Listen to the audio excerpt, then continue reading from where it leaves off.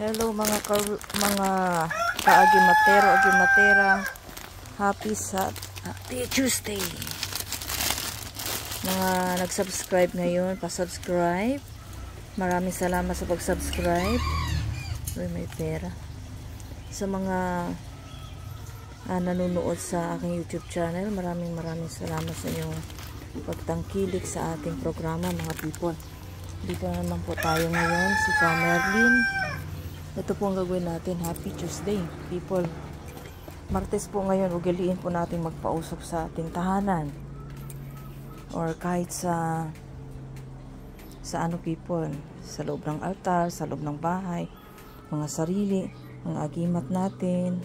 Yan, pausukan nyo, people. Yan mga ko dito. Sa mga nag-subscribe, people, click sa bell para updated kayo lagi sa aking channel. Itong habak. Meron po akong habak na itim. Pinapausukan natin, altar natin, usukan natin, people. Para kung may mga negative energy man, matatanggal, diba? Yung mga agimat dito, people. Usukan natin ang ating mga agimat. Yan, pili na lang kayo ng mga agimat dyan kung meron kayong napusuan. Yan, people, ha. Pausok tayo sa mga agimat natin. Yan. Marami akong karga dito na nandito sa mga santo. Ang pagpausok kasi ng mga ganito, people. Yan, pausukan natin lahat. Ito tayo sa aking inuupuan. Sa mga ritual. Sa mga nagre-ritual dito. Yan, ang aking mga librita. Oh, yan, pausok tayo. Na pinapausokan yan, nabuhay na yan, mga people. Kailangan kasi pag nagpausok tayo, people, Martes, Biyernes, pausok talaga tayo ng mga gamit.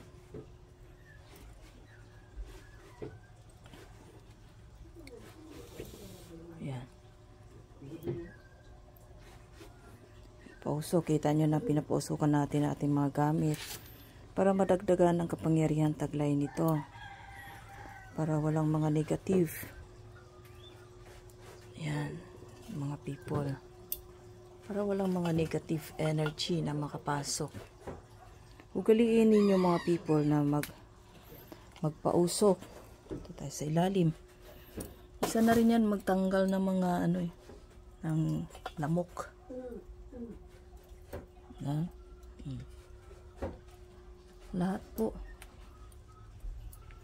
Lahat po tanggalin natin ang mga negative.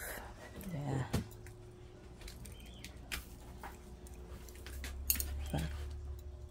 Marami akong mga gamit sa kalubluban, kasuluk-sulukan. Usukan natin. Ayan ba? Mga bao. Kailangan yan mapuno ng usok, people. Yan. Kita nyo na. Usok. Tapos ngayon, papausok din ako. Ulit tayo na. Pausok tayo ulit. Ulit tayo. Ito sa aking altar. Sa mga Buddha. May problema dyan sa mga Buddha, eh. Sa mga gamit ko lahat. Pinapausukan talaga natin yan. Yan, mga pips. Okay? Kita ninyo na. So, aking entrance. Mga kahoy. Marami pang mga kahoy-kahoy dito. At ako mismo. Ito. Yan. Tapos ako, papausok ako dyan. Kailangan ganyan pakbang ka dyan, people, ha? Papausok ka sa sarili. Yan, pinakamainam na pausok-usukan mo rin ang sarili mo, people. Ito sa akin, ginagawa ko. Papausok ako sa sarili. Wala kasi tayong taga-video. Ayan. Yung mga gamit ko, pinausukan ko rin sa sarili. Dito sa labas, pausok. Ayan. Pausok tayo lahat ng bahay kasi Martes ngayon. Hindi namin dapat gawin ninyo. Ready kayo na insenso. Insenso ka man yan. Wait, ito ka. Pausok mo na yung ano. Pausukan lang kita, palibutan lang ba?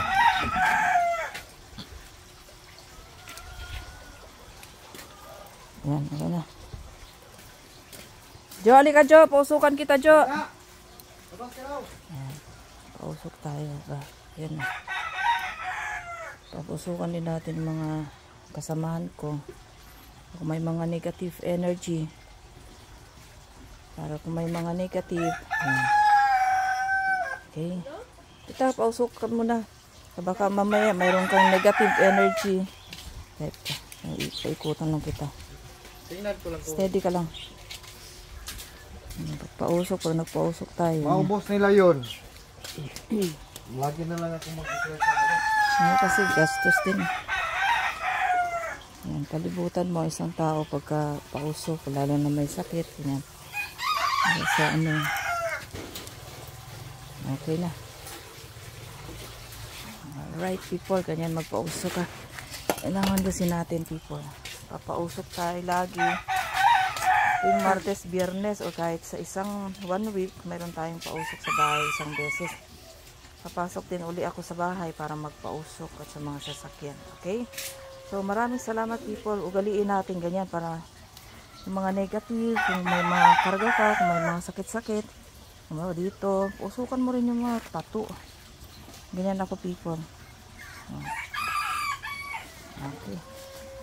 Okay na people. Kaya tingnan nyo ang altar ko. Mausok na, di ba?